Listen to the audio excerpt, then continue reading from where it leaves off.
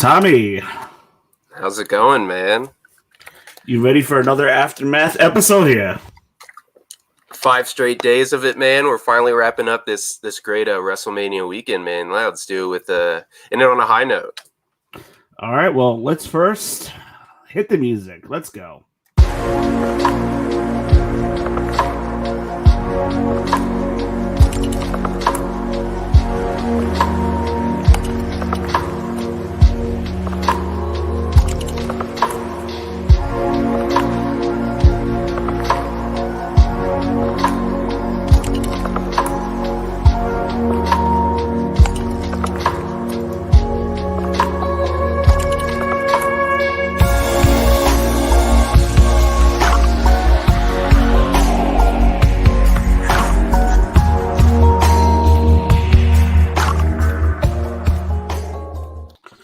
And we are joined by Wrestle Reaction's very own Frank Manzo, helping us close out WrestleMania weekend. You're watching the episode of the Aftermath presented to you by Deep Six Pro Wrestling Podcast. Yes, sir. Man, what a WrestleMania weekend it has been. This is our 5th night in a row. In my opinion, I think we were one of the busiest pro wrestling podcasts out there. Thanks to Tommy and thanks to Frank. Appreciate that. 3 nights in a row, and it's been awesome. Thank you so much. We got some stuff to cover. Yeah, man. Hey, man, props to you. I said it before the show, man. Getting one of our best episodes last night. You know, you've been way a part of this. I appreciate you again having me on, and I'm sure Frank feels the same. For it's been a tough 5 days here, getting through as much wrestling as we had, but finally wrapped it up here with another night of WrestleMania, night 2. Frank, how was your day today? We're great, bro. We had Ovulation Mania 2 in the steel cage earlier this morning. The steel cage. Ooh, boy. We're gonna start making like the KO Mania shirts. There you go. Yeah, we're just gonna keep rolling with it. You know. I'm curious of what kind of steel cage was it? A UFC ring? Was it Hell in a Cell? Oh no, dude, traditional blue cage. This is going on the Bundy Hogan cage match for Mania 2, so you know it's the blue cage. I mean, we're going past the blue cage. You didn't go Kettle from Hell. I missed the blue cage. I totally missed the blue cage, and it's not until you're much older in life and we get all these podcasts that you find out that the reason why it's gone is that all of the guys hated working it because it was severely painful. But to us as the viewers, it was like the greatest thing ever. I love that cage. That was a great cage. I miss it. I miss the old stuff after a while. We need to bury some stuff before we run through this card. I need to bury a couple things right away. Oh boy. Burial number 1. The Hogan and Titus O'Neil collaboration with the hosts, absolutely horrible. No chemistry whatsoever. Titus O'Neil did not look like he was into it. He didn't look comfortable. And it's just having Hogan being booed the first night. Look, you know, he said some stuff that, you know, I don't agree with, and that's in the past, but WWE should have taken the hint. He got booed the first night in his home state. Like, just throw him out with just Titus or something. It just wasn't working. Frank, your thoughts on that? There's not a lot of times where the Mania host thing works for anybody. Never. It's just a very generic BS type thing. And you know, last night, you get them out there when, first of all, we are just waiting for the first big entrance, the first big match back in front of fans after 13 months. And then it's them doing a BS collaboration host skit out there. No, just get to Drew, get to Bobby Lashley. Get to the match. Like, yeah, so at that point, we're already pissed off at the hosts. You know what I mean? And then they do the pirate gimmick tonight. And, you know, if it wasn't for Bailey going out there and being a little entertaining for her skit tonight with them, I mean, everything else was trash, basically. That was great. The Bella Twins saved awesome. that segment, by the way. Yeah. And Bailey with the nerve of bringing up John Cena. Oh, I love it. Yes, that was snack for that one. That was good. Yeah, I was expecting Becky in that spot, not the Bella Twins, but, you know, it was fine. Yes, everybody. I mean, Becky trolled everybody, so let's see what happens. Yeah.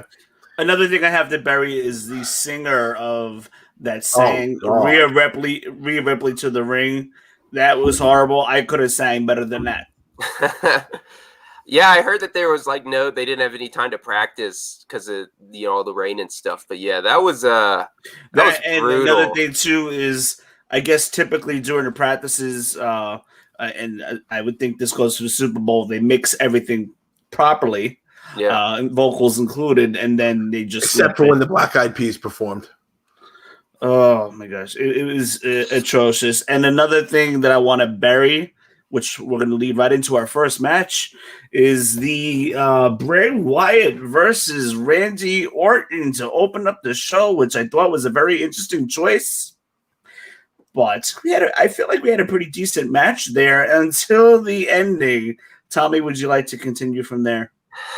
Yeah, I mean, it was when I heard that this was starting the show, I like, well, okay, they'll get the worst match out of the way. At least the worst one, like from their last WrestleMania match. And some of the Fiend matches have been a little hit or miss. This match was just, I don't know.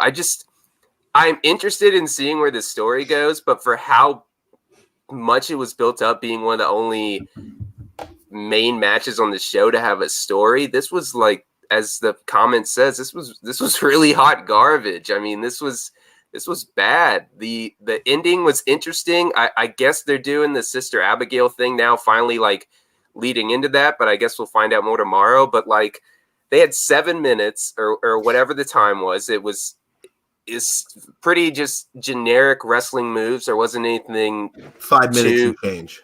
Yeah, there wasn't anything too out there for me, and it's just like from the shithole of a match they had at 33 and how much they both talked about, at least Randy did, how they're gonna, steal the show and stuff. And like I said, this being one of the only matches with a story, this was a bad opener. I mean, they coming off of last night too, this was an extremely bad opener.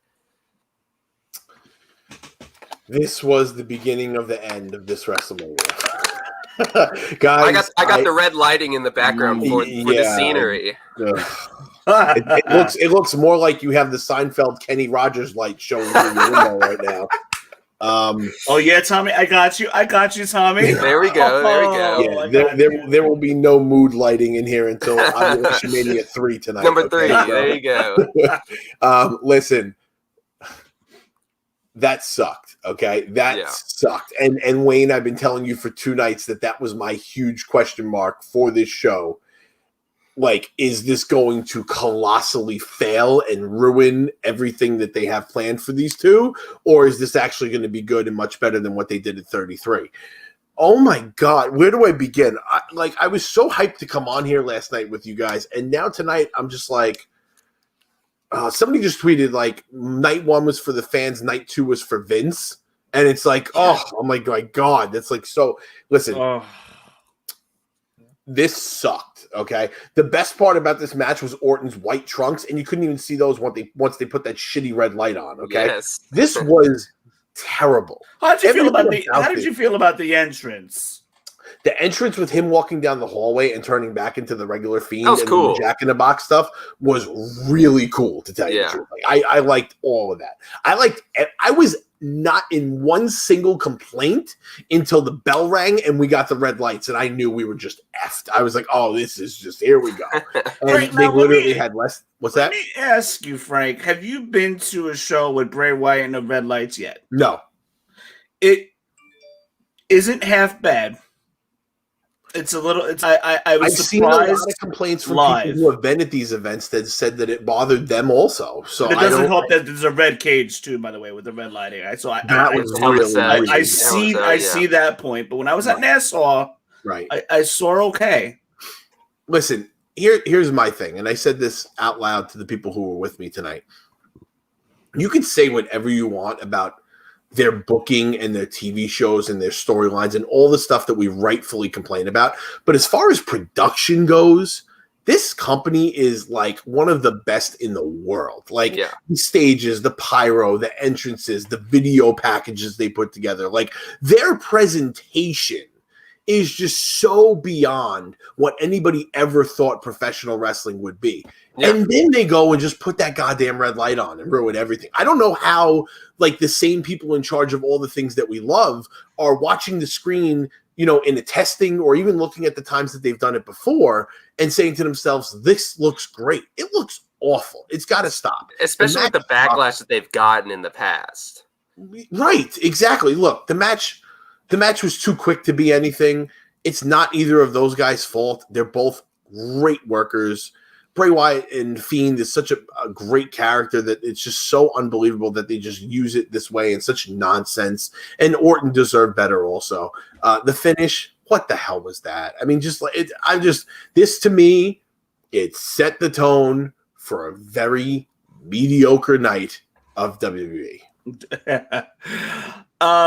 Kicking it classic with JCD. Thank you so much for joining us once again. Obviously, the Fiend goes wherever with Alexa, but where the hell does Randy Orton go? I honestly don't know where Randy goes from here. I think you could segue out of that at this point.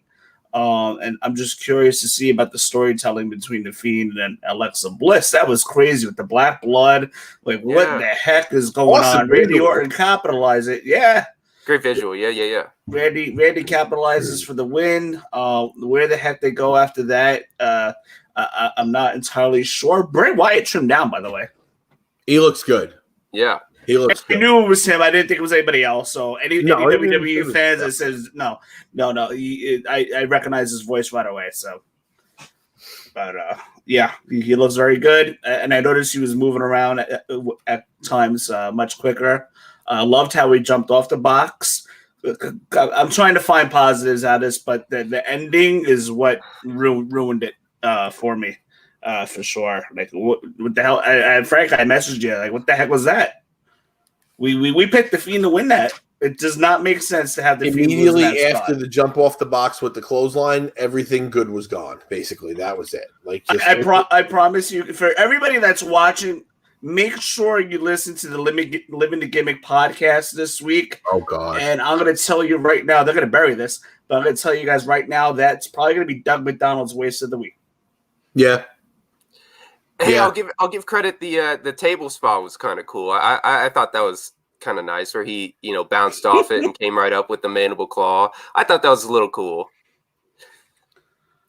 Like you said, we're trying to find the little good spots in a very piss poor match. I'm kind of glazing past this one, but Nia Jax and Shayna defeat Natalya and Tamina in a quick 10-minute match. Shayna Baszler taps out Natalya. Tag team won. We called this. Listen, I don't think anybody can be very invested in it because it's not a storyline. It's a team that just got added last night because they won a turmoil match and now they're fighting for the belts. There's no storyline. But for what it was, I thought the four girls actually overperformed what we expected, and it was actually a pretty good match, to tell you the truth. Not that anybody's going to go back and care because there's no investment in it, but they actually put on a good match, the four of them. I fully agree. I think you said it the best way. They definitely overperformed, and their spot on the card and really being highlighted with, like you said, not really having any sort of importance, being the winners of a turmoil match, and the women's tag team division is obviously in shambles. It's been like that since they introduced the tag team titles. But yeah, I thought this was a better match than Orton and Fiend, which I did not think I would say, going into the show. You are not wrong. What can you say about it? Kevin Owens versus Sami Zayn for what it was, the 10-minute match that they had about right off the top of my head. I felt like it was 10 minutes. Very good. 9 minutes for a WWE style match. Should have been longer. 20 seconds. 9 minutes, 27? 9 minutes, 20 seconds. Okay. Yeah, you felt like 10. Yeah, Tommy, I agree. I mean, those guys can go a half hour, and I would have loved to see more of like a 20-minute match. At least give me that. Yeah. But then we see Logan Paul get a little stunner from KO, and Sami Zayn turning on Logan right before that. I thought that was pretty cool. But they let KO and Sami Zayn work. There was no interference on the outside, which I was cool with. Good for what it was. What did you guys think of it? Yeah, I was expecting to see Sammy pull out one of his diving through the ropes type thing, the DDT on the outside they used to do in NXT. I thought he'd pull that out at WrestleMania, but yeah, for not being as long as I thought it was, I still thought that there was a lot of good action packed in this one. This one kind of kind of brought stuff back down to finally, okay, we start off with two pretty crappy matches, and we finally have something that we can at least know that is going to be good. And it was not as good as their past matches at Battleground or in NXT, but this was still good. The only thing I didn't like was the involvement of Logan Paul, He just seemed to be there. Like, they kept panning to him, and I don't care about his reactions. I want to see what's going on in the ring. I want to see the wrestlers' reactions and not him, playing it up. I get why he was there for the ending, with the stunner that he did a nice little flip off of at the end. Great stunner. Yeah, he sold that pretty well. But yeah, I have no complaints about this match except for the length. I would have expected a little bit more, like 5-7 more minutes. Wayne and I said this the other night. We basically said this and the match we're going to talk about next would probably get like 10 to 12 minutes. We knew exactly what it was going to be. And it's exactly what happened. I thought it was good. It's not going to stand out at all. Their catalog of matches, every one of them is better than this. Yeah. It was a perfect 10-minute Mania mid-card match. They got a celebrity involved. He took a great stunner, probably maybe the best celebrity stunner we've seen. And it is what it is. I mean, I didn't love it, but it was probably the first time on the card that I was like, okay, that's a positive. Tell you the truth, and the Wrestle Reaction crew thought differently. I actually personally preferred the next match. I thought was better.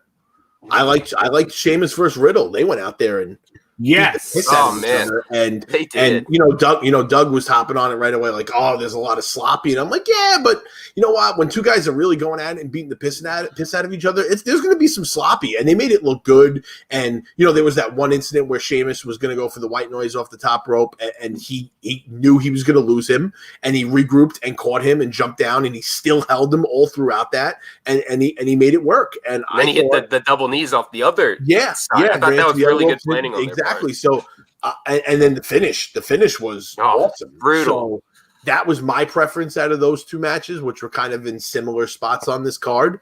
And Sheamus got a great pop when he came out. He's the new U.S. champion, and up to that point, that was my favorite part of tonight. Jesse,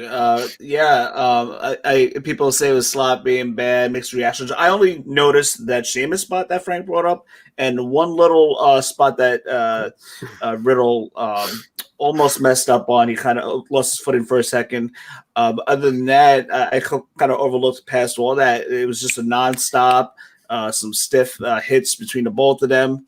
Riddle got some nice kicks in. I love when he does that. It was action.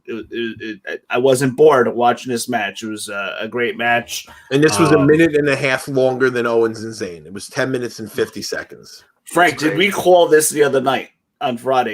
I think we called Sheamus winning, if I'm not mistaken. I believe we did. Yeah, and I'm happy that he got a great reaction and they put on a good match. And I knew, listen, I hate Riddle's gimmick and everything about him outside the ring, but once the bell rings, I mean, the guy's awesome. And Sheamus is just one of I'm sorry, for his generation, Sheamus is absolutely one of the most solid workers you have on that roster, and it's been that way for a long time.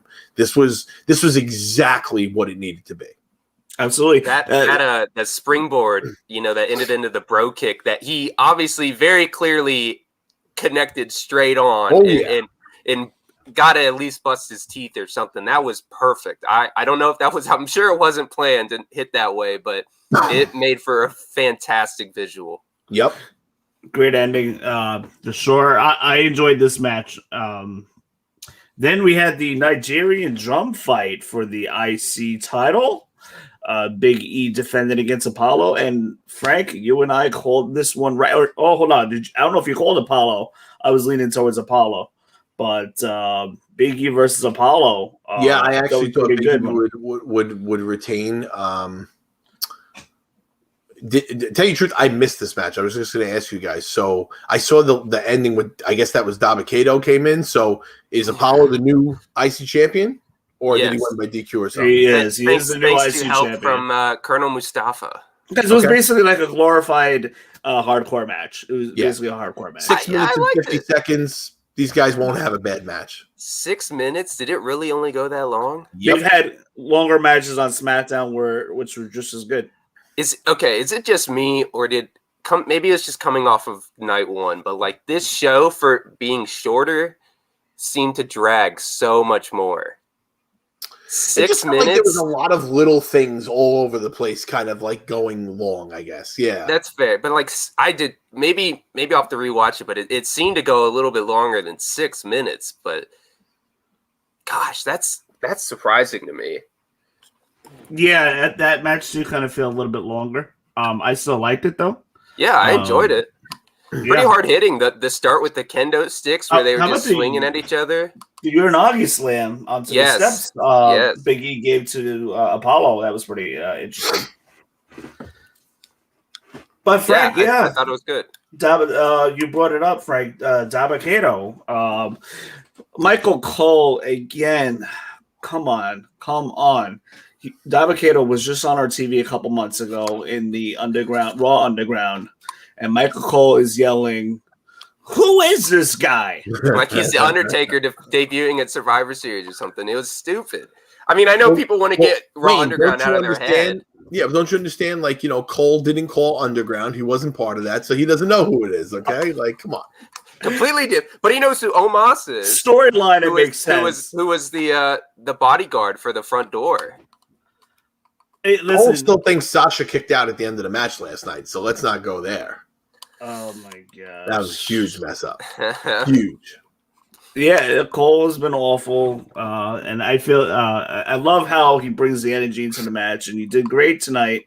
But his lines are sometimes off the wall, Russell. I've been paying more attention to it now than ever because I hear about it all the time on the podcast, and I caught a lot of pretty bad lines from him. Dabba-Kato is going to be Big E. Be programming Big E somebody now. fed him this line yesterday during the entrances for the first match that because he was hyping up the title, which is always a great thing. And he says some line like, in order to become a WWE legend and a WWE Hall of Famer, you have to hold the WWE Championship. I was like, that's not the whole thing we've been watching for 15 years. Like, what are you saying right now? As they induct William Shatner into the Hall of Fame. Saying? Junkyard Dog. We never won a championship. Dude, there's so many. Yeah. At this point, it's probably half and half with the people that they've put in there as far as world champs or not world champs. So I was like, okay, yeah, who fed him that line? Kevin Dunn. Somebody made a comment a little earlier about the crowd. The crowd was definitely booing in the first match for sure. They were not liking what happened during Bray Wyatt and Orton. Then they came back to life in the middle. The most telling sign was when they did the blackout at the very end of the match and segment, and they actually were stupid enough to come back to the ringside with nothing there and the lights back on normal. They should have just cut to the backstage or a segment and do commercial or another Snickers graphic or whatever they want to do shoving down our throats. But they came back to the ringside and let the fans simmer in it, and everybody just completely turned against it and just booed. So that was a sign of things to come. It really was. And the crowd was more alive last night, but why? It was the first event back, tonight being the second, so we knew Wayne, I think it would have been more lively tonight if they gave us good stuff. Yeah.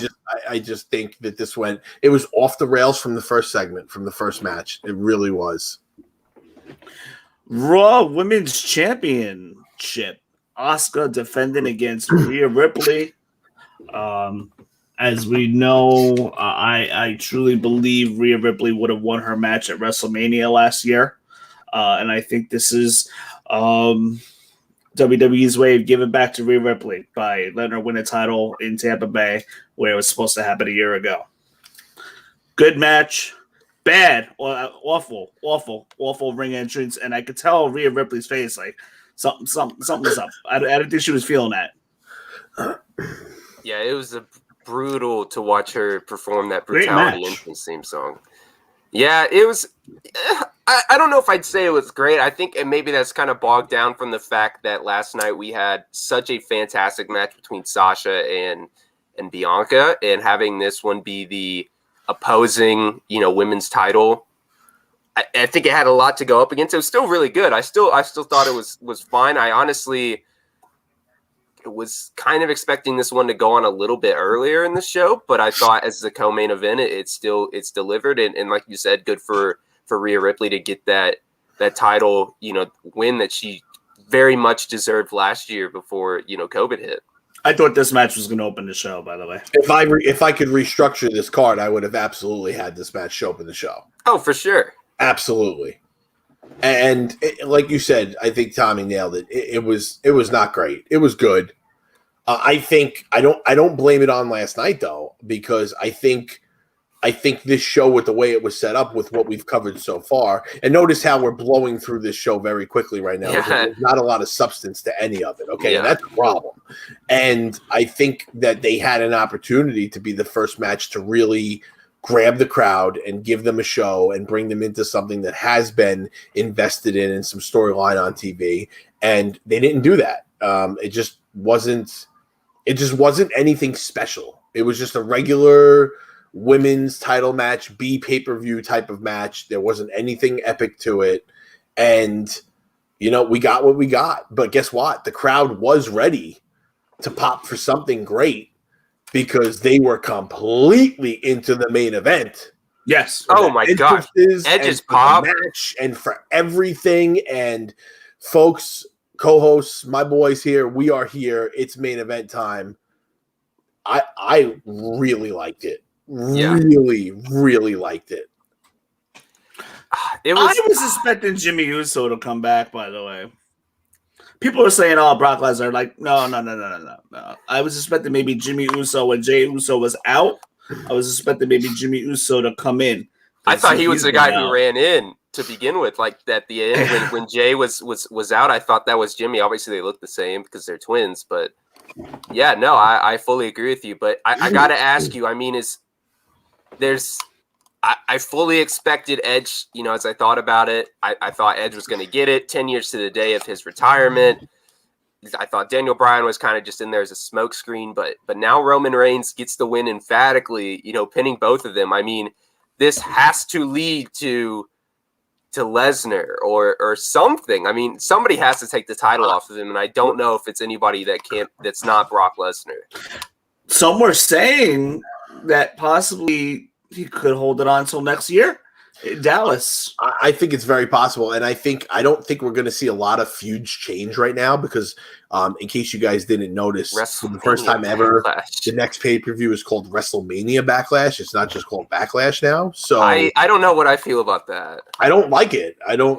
Why do you have to explain it to us? We obviously know what it is. What's going on? Because when I was a kid, I went to WrestleMania 10 at the Garden, and then my neighbor, who I actually took a friend of mine, and the mom was nice enough to kind of pay us back for that. She's like, "Oh, I got tickets for Nassau Coliseum for the WrestleMania Revenge Tour," and it's exactly what you think it was. They booked like almost the same card, and there was rematches, and you know what I mean? Like it was what it was, and it was great too. But it's like they did this for a reason. It's called that for a reason. It's not 2 weeks from now either. It's literally over a month away. So I don't think we're going to get a lot of changes in the feuds right now. It's like saying, like, calling it WrestleMania Payback, or I think somebody on Reddit, I was reading, it was like SummerSlam, the WrestleMania of the summer. Like, they're just dumbing it down for everybody. Right. It's stupid. Everybody already knows Backlash is WrestleMania Backlash. It always has been. You know what I mean? Like, and the only thing I would change about that match is I just, I like to do things thinking like, what if we're watching this in 10 years? Does it still come off right? Does it still fit the person or the characters and everything else? And I just think, like, for somebody as big as Roman, who obviously stands very well on his own, and he has for his entire run, I was okay with the beginning interference with Jey Uso. I did not like him coming back in the end. I agree with you. That had way too much to do with the very end of the match. We're going to go back 10 years from now when Roman's still there. He's still the guy. Everything else, you're going to look back and be like, oh, why did he need Jey Uso to help him 30 seconds before the pin in that match, in that main event of Mania? You know what I mean? So in the beginning, it made sense. He came out with him. He's part of the family. I get it. They took him out, and that should have been it. You know what I mean? He should not have come back. That's the one thing I would change. But I loved everything else. I thought the match was awesome. Oh, how about the finish? I liked it. Yeah, I didn't see that finish coming where Roman got the double pin. Yeah, listen, I knew he was going to win. I was hoping Daniel Bryan would get the roll up there. Everybody did. Was I the only one who really thought Edge would get the win here? Yeah, the moment that Edge won the Rumble and I knew he was going to face Reigns, I knew Reigns was winning. And then even when Bryan got added, I said to myself, and I said it to my friends here before, I said, they've given Roman so many big WrestleMania wins when the character wasn't even working well. And now it's just firing on all cylinders. So why would you F it up now? You know what I mean? This was such a solidification of what he is in the company right now. And I'm sure if you put the three of them in a room and they could pick who was going to win that match, who they were going to put over, I think Edge and Bryan would have been more than happy to agree that Roman needed to win that match. So I think this was perfect all around for everybody. And Edge's ovation when he came out. That pop was fantastic. You talking about something like the fans wanting something to cheer for. They let it be heard. That was up there with his Rumble pop from 2019. Yeah. We got some interesting comments here. Let's address it. Jesse says, I believe it'll be Edge versus Reigns for the WrestleMania title. Yeah, probably, or maybe even another rematch of the triple threat. Roman versus Drew headline next WrestleMania by Patrick. Could be.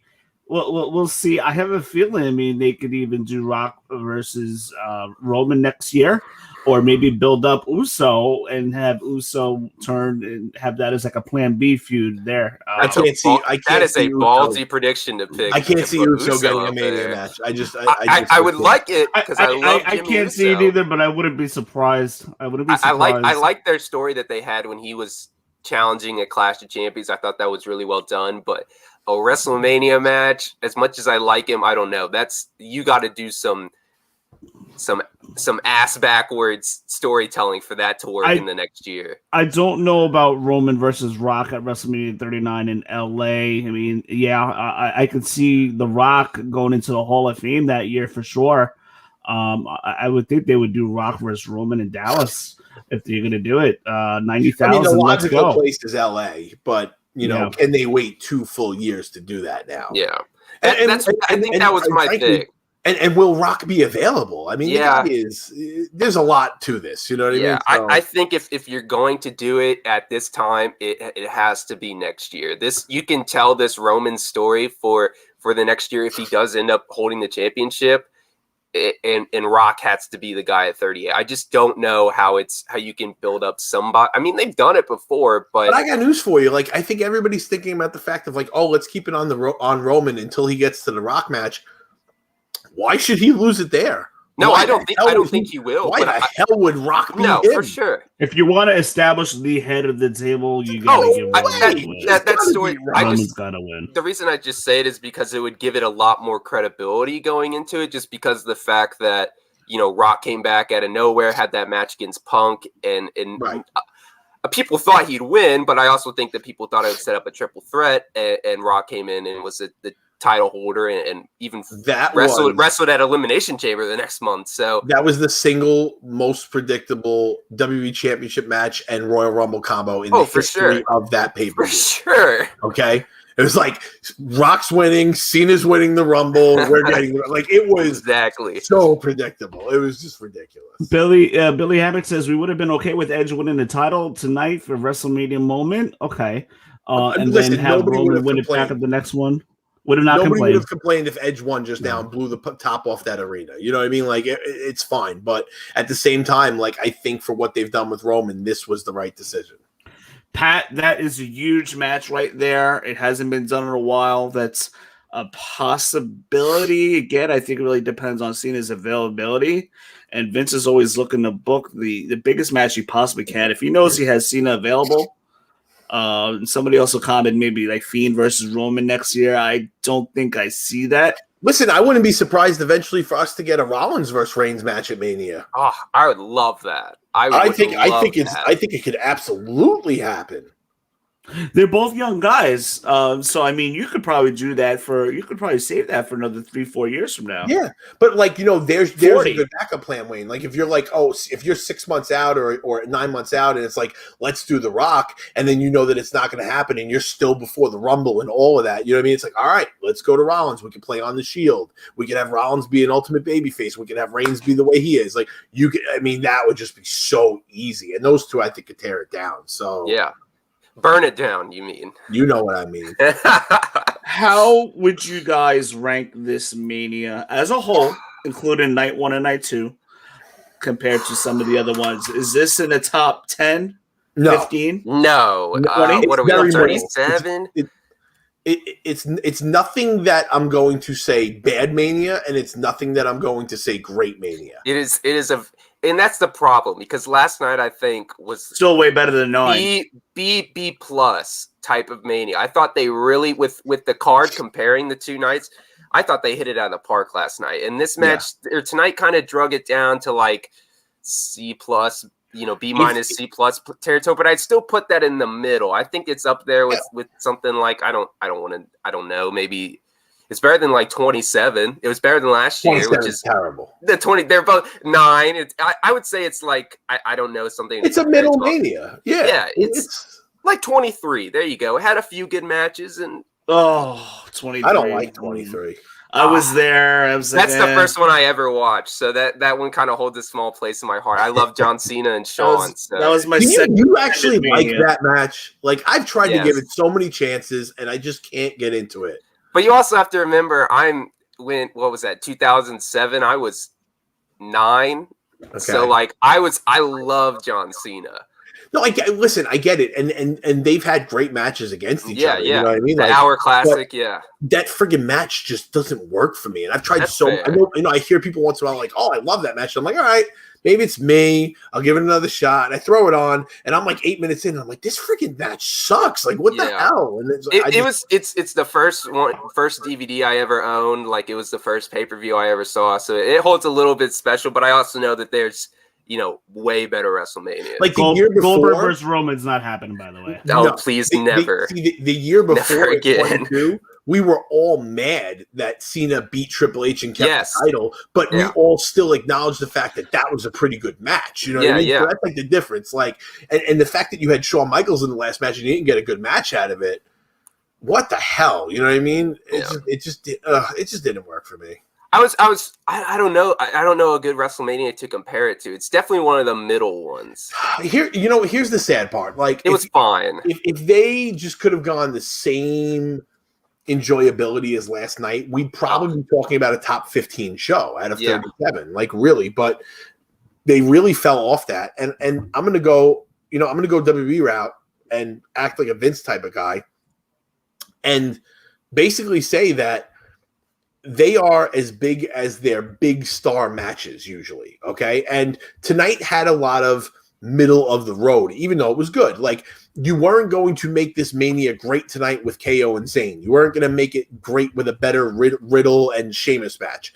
You weren't even going to make it amazing with a better Rhea Ripley match with Asuka. But you got the triple threat main event, and you had two of your absolute biggest superstars in the last 10 years of the company in Randy Orton and Bray Wyatt go out there and absolutely stink up the building. Okay. That to me single-handedly sank the ship tonight. Ha! I see what you did there with the pirate version. I like your metaphors here. Chris S., how you doing, man? Demon Balor versus The Fiend at WrestleMania 39. It could happen. It could happen. Next year, after what we saw tonight, I have no faith in WWE making it a good match, and it should be. We should have just got a Funhouse match with Randy tonight. They really should have. They really should have. So Triple H has got to start booking these shows. If next year doesn't have, speaking of Triple H, if next year doesn't have NXT involvement, I think WWE is doing themselves the greatest disservice. Like, TakeOver is great and all, but putting something of NXT value on that show would have instantly, like, if you could just imagine like them having, I don't know, one of the 4 style main events from TakeOver and putting it on this show in just kind of like a deal breaker, middle of the match. I think the NXT Championship should be on the show. I really do. And there's ways to do that even with having TakeOver in the same week. Also, if Triple H would have answered the call and agreed to AJ's match, we would have gotten AJ versus Triple H on this card too, which could have monumentally shifted this card way upward. Yeah, so for sure. That would have been amazing also. But another thing I've always thought that would be really cool to kind of help out NXT would be if Triple H actually did a match on TakeOver for WrestleMania weekend, because that's his baby, you know what I mean? And if it was with somebody like a Ciampa, who I think he would be amazing to work with. Well, Adam Cole. Like that, yeah. I mean, that's like a Shawn Triple H match. Even Balor too, man. I mean, if they could do something like that and really have somebody huge like that go down there for Mania weekend, you know what I mean? Like, it's just, I love when Rollins went there for the TakeOver and went after. That was great when he stole the show. Perfect. But see, that's realistic stuff. Like, that's what makes wrestling great. So, guys, I'm going to ask you a question, both, before we wrap the show up. This has been a long day. It's been a couple days. Fifth straight night tonight. Thank you guys so much. And those of you guys that have hopped on tonight. And last night, I see all your names returning. Thank you so much. Appreciate it. Help us out. The little link at the bottom, the little scrolly things, the information. We have our podcast. Subscribe on our YouTube. Our information's on Twitter. We're also on iTunes, Google Podcasts, and Spotify. But the YouTube subscribe, send it out to your friends. And we have some good viewership tonight, but I love doing this so much that even if one person were watching, I still do the show anyway. And so I'm thankful for you guys hopping on here. Now I'm going to present a question to both of you guys really quick, and then we're going to wrap it up. It's been a long day. But what's going on here? Ooh, it was two Tommies on my screen. Now there's one. Do you think Tommy was going to miss the ending of Double this WrestleMania weekend? Double Young Tom. Let me ask you guys, where do we go from here? Where do you think we're going from here after tonight, in your opinion? What is WWE now? I know between now and next year's WrestleMania, they got to fix the Raws. Well, we have to get back. We have to get back in front of fans. We have to get back into a normal environment now. I mean, tonight and last night we got a taste of it, but tomorrow we're going to go back to the same thing, from what I understand. So, that I think Vince is all about that. I think he's going to hold back on some big things probably until then. I don't think Lesnar's going to come back until the company's back to normal. I see so many people who are like, "Oh, he's going to be there tonight. He's going to be there tomorrow." Like, I don't see Brock there right now. I just don't see that. It'll be great when he does. He'll have some fresh stuff to deal with, which will be cool. Could he go and mix with Drew or Lashley? Absolutely. Could he go and mix with Reigns because of the whole Heyman thing? That's another thing. So that's a story that hasn't been told yet. I think the biggest thing we need to work on in WWE right now is just, getting back to some kind of normalcy in entertainment in front of the fans, traveling around to the arenas, and Raw needs to be overhauled. You know what I mean? If you told me, you can only pick one and the other one has to stay exactly the same, well, you could leave SmackDown the way it is. It's not that bad of a show right now. Raw needs some major help, major help. So they need to make new stars. They need to really invest in people, and that doesn't mean Vince liking somebody for 2 weeks and then burying them. You know what I mean? And not everything is going to work. I get it, but you need to give them a chance. You need to actually create some viable storylines. I'm tired of seeing, non-title matches before the title matches at the pay-per-view. Like, all that shit's got to stop. Like, these guys are all supposed to be real competitors. I want number one contender matches. I want tournaments. I want stuff that meaningful matches. Yes, like you guys have always said. Yes, it's what it's all about. Like, it has to matter. Why do we care if this undercard guy is fighting this undercard guy on Raw? Oh, because this is for a tournament. It's going to be for number one contender, or this is for this. Like, how much better is it when they have Money in the Bank qualifying matches as just opposed to throwing some people in there, and we already know who's in there, and they're just going to waste our time for the next 3 weeks with those guys just doing stupid stuff. Tag matches. It doesn't matter. Like, how many more feuds are we going to get where the pay-per-view match is set and we're going to have them team up as a tag team and fight each other as a tag team? They did it with Bianca and Sasha just now. It's just, they're so repetitive. They need to get out of their own way. They need to get out of the bubble, because all I see every week is the ring, some bad backstage area, and maybe somebody pulling in with a car into the garage. They don't know how to do anything else on this show anymore. So we need some spunk and some creativity. We need an overhaul on Raw. I also think that they need to change the look on Raw. I mean, they gotta get rid of the stink of Raw for the past year. So they need to, Frank, like you said, new talent, new pushes, no 50-50 booking, no start and stop in the pushes. They need to merge the brands. None of this Raw versus SmackDown stuff anymore. There's real competition now in AEW and whatever, New Japan. Impact is watchable sometimes, but there's options. It's not just one company anymore. They got to get out of that one company mentality, and they need to bring it all together. They got to bring it together now. And not everybody Raw, I would get Raw a new look, change the whole look, get rid of not everybody needs to wrestle every week. Yeah. You know what I mean? Like back in the day, like we were happy to get an interview out of a guy one week, and maybe he would work the next week. You know what I mean? Like if two guys are having a feud, put one guy out there on commentary to talk trash about him and let the other guy have a match with somebody else. You know what I mean? There's ways to do it and keep things fresh and keep the storyline going, but they just keep throwing the same goddamn people in the ring with each other. Do you guys remember I think it was sometime last year, I want to say around Extreme Rules, up until about SummerSlam, the Street Profits and Viking Raiders faced each other on TV like 35 times or something. Like that's bullshit, man. Like, look, I'm the biggest stan for Aleister Black. Like, where the hell is this guy? If he does not come back tomorrow without the fucking eye patch, like if he does not show up, you're doing yourself a disservice. Like, yes, I understand that there are, like you said, not everybody has to be on the show every single week, but you have guys like Ricochet, like Aleister Black, Humberto Carrillo, Angel Garza. Yeah. Guys that can be, if not main event guys, I think some of those, some guys can be, but very good mid-card teams, or mid-card players. Honestly, I told Wayne this, just start putting strange bedfellows together, man. Like, if it gives me fresh tag teams, you can tell a story over a few weeks, but just start picking and pointing people together. I don't want to see it. Also, don't abandon it. Don't. Yeah, exactly. But I don't want to see how do you not do something with a guy like Angel Garza? I mean, he is like a perfect pro wrestling package. He exudes confidence, man. Like Russell, that guy is great the interview, ultimate machismo. Good looking, great worker. Yeah. He has certain individual unique things that he does while he's in the ring. I mean, just all around great presentation. Haven't seen him in forever. What are you doing? Yeah. Russell, if you want to see Aleister Black versus Lashley, you can go back to a Raw episode around April or May in 2020. Those guys had a match.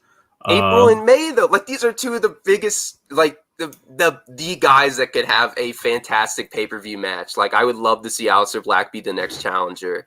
And Aleister's not even being used. And last time he was on an eye patch. Like, he looked stupid. Like, if he would have came out tonight with that on, I would have thought he was playing dress up with Hogan and Titus. Yeah.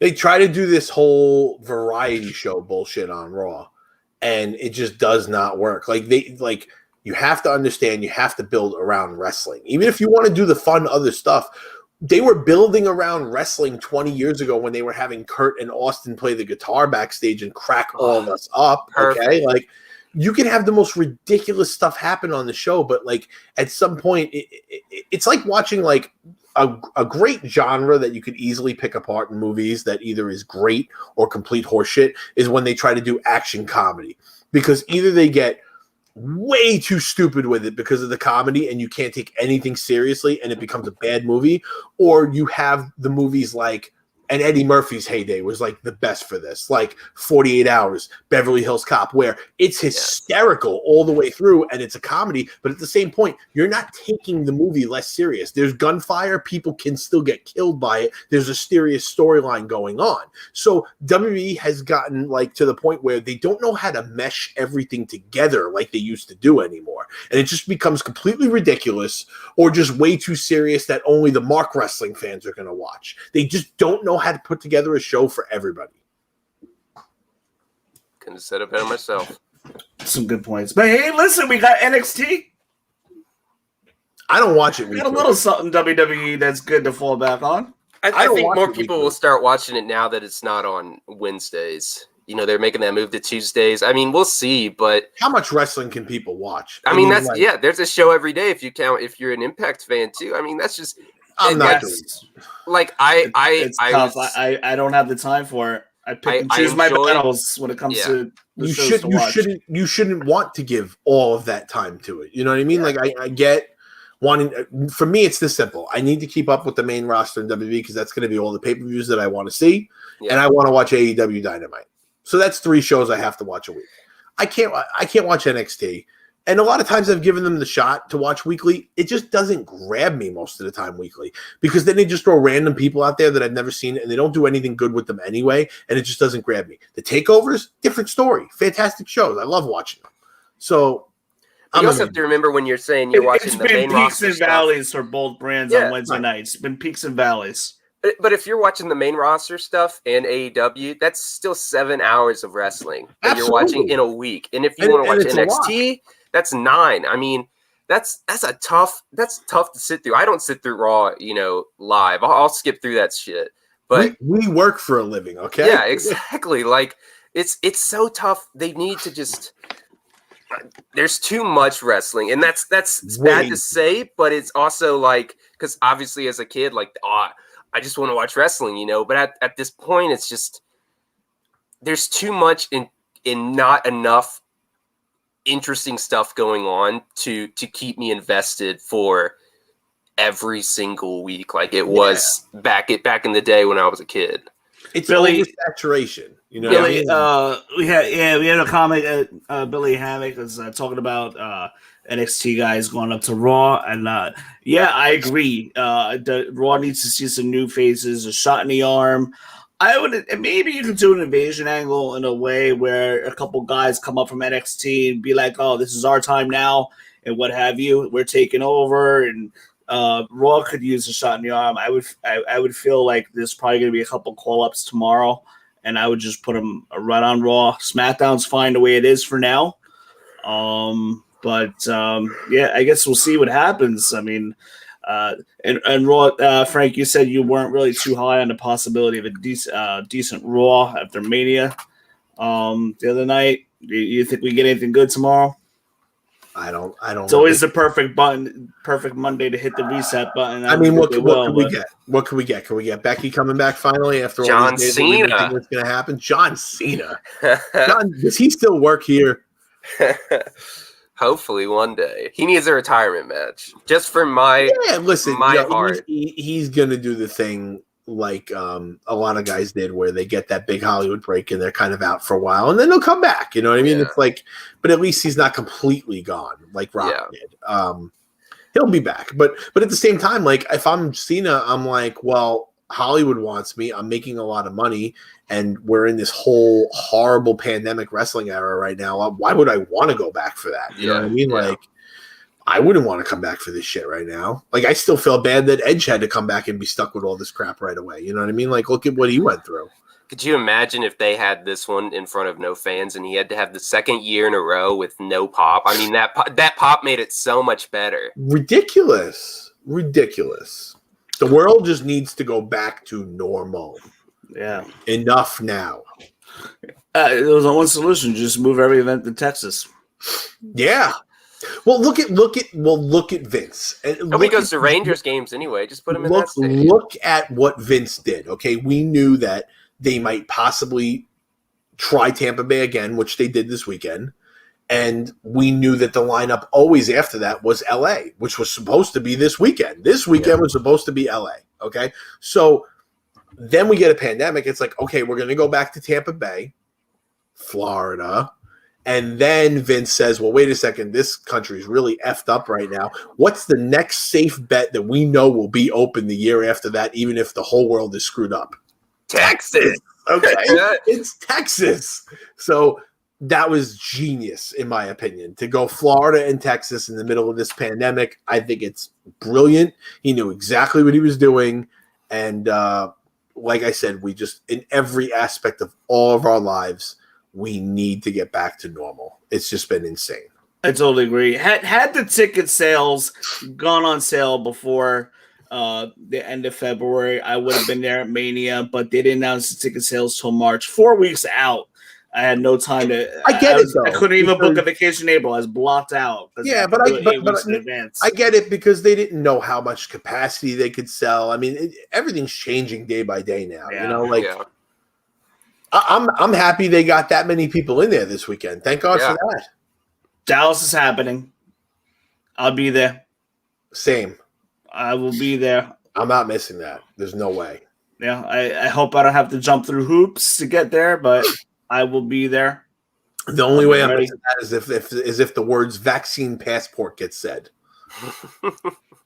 Yeah, that's the only way I'm missing that. Man.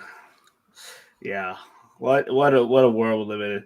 Well, guys, those of you guys that are watching, thank you so much. Tommy, we did it 5 nights in a row. Frank, you helped close us out the last 3 nights. Thank you so much for helping us out. And it's been a good week. It's been a very busy week for us and our podcast, and it's been a lot of fun. We will be back with episode 62 Friday, Saturday-ish, right around there. Somewhere around there. It's lately been trending to the end of the week. Then we're taking 2 weeks off as we need a break, and we'll be back closer to May. We'll be back closer to May for sure for the build for Backlash. WrestleMania 1 year anniversary. Presented by Snickers. I'll let the cat out of the bag. We're trying to get somebody for a 1 year anniversary. We were hoping for Chris Van Vliet. Cool. It would be pretty fitting because he did our cameo. If you look on our Facebook page, Deep Six Pro Wrestling Podcast Facebook page, you see Chris Van Vliet on there. So trying to get him. No promises. It would be great. I have the connection. It's just a matter if he is willing to do it. So we'll see what happens there. Otherwise, we'll have an awesome 1 year anniversary show probably at the top of May when it does happen. I'm very excited for it. It's 1 year already, just about. We're just days away. April 21st would be 1 year. So, Tom, Frank, before we go, any closing thoughts? I just want to thank you guys for having me on for the past 3 nights, and I want to say hi to all the Wrestle Reaction fans and fans of mine that tuned in to watch these shows over the past couple of nights, whatever night you did. If you were here for all of them, awesome. Everybody writing some great comments on the show, and just want to let you guys know it didn't work out to do it on our platform this weekend, but that doesn't matter because I got to be here talking wrestling with Wayne and Tommy, which is always a blast, and the Wrestle Reaction crew was a little busy, but it's all good. The LTG's doing their own thing. John was at WrestleMania. JT had his stuff going on. He was at a suite at the Braves game tonight, so can't fault him for that. That's awesome. And listen, I was happy to come on here, talk wrestling with you guys. It's WrestleMania weekend. You know, if I can't do it on my platform, I'll find a way with you guys. I'm not going to miss this. We'll talk wrestling. And I'll be back on here soon. We'll do this again soon with you guys, and I'm sure we'll be doing stuff over at Wrestle Reaction again soon. I'm just looking forward to everybody's life getting a lot more enjoyable and back to normal, and let WB kick themselves in the ass because just a few more. Listen, we saw some major signs of life last night. I mean, it was a really, really good show, and then there was a lot of mediocre tonight. So they need to get out of their own way because they have such a talented roster, top to bottom, and there's no reason for them to be handicapping themselves like they do. So hope everybody enjoyed Mania. Tweet me at FMans03. Love to talk wrestling all day with you guys. It's absolutely awesome, and most of you have been here for the ride a long time. Pleasure, boys. Thank you again.